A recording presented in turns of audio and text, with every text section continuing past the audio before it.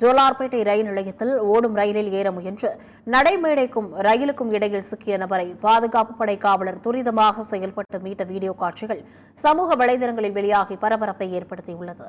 திருப்பத்தூர் மாவட்டம் ஜோலார்பேட்டை ரயில் நிலையத்தில் நடைமேடை 5 சங்கமித்ரா அதிவிரைவு ரயில் வந்து மீண்டும் புறப்பட்டது. அப்போது வடமாநில இளைஞர் உப்ளவ் மேத்தா என்பவர் அவசரமாக ஏற முயன்றபோது தவறி விழுந்து நடைமேடைக்கும் ரயிலுக்கும் இடையில் சிக்கிக் கொண்டார். அப்போது பாதுகாப்பு பணியில் ஈடுபட்டிருந்த ரயில்வே பாதுகாப்பு படை தலைமை காவலர் செல்வகுமார் துரிதமாக செயல்பட்டு அவரை மீட்டார்.